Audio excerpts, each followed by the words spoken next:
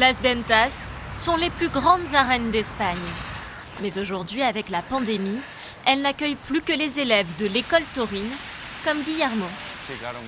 Ça nous affecte beaucoup. On se retrouve sans pouvoir toréer, sans rien pouvoir faire.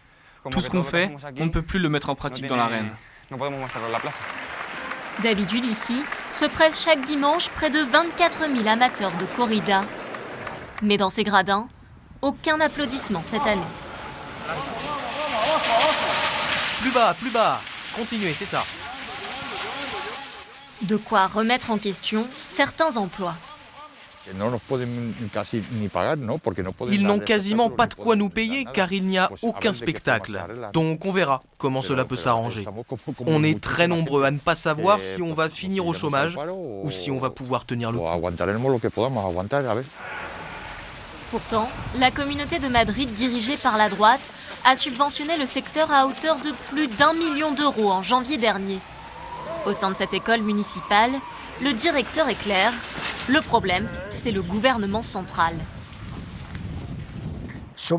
Après le football, on est le secteur qui rapporte le plus d'argent à l'Espagne en termes de taxes et d'impôts.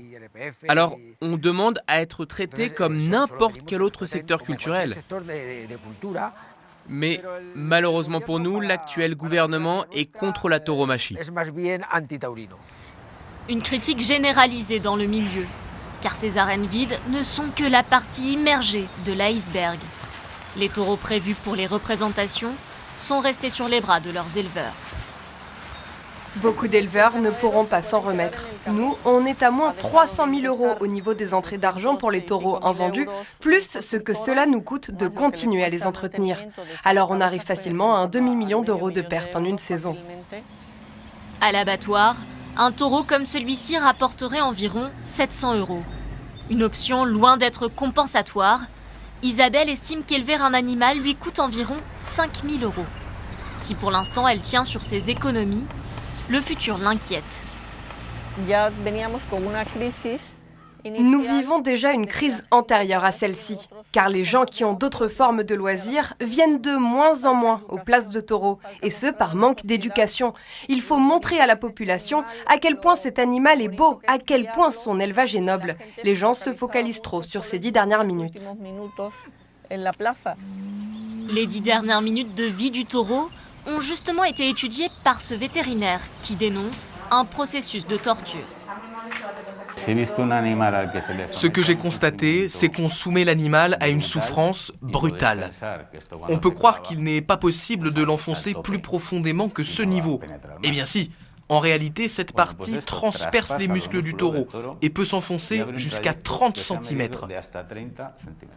Ça, c'est une banderille. Avec ça, on le pique au niveau des blessures précédentes pour que ça fasse plus mal.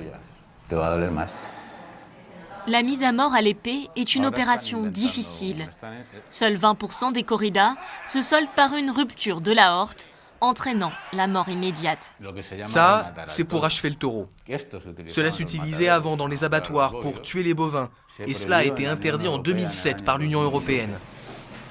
José milite avec 650 autres vétérinaires pour l'abolition de la discipline.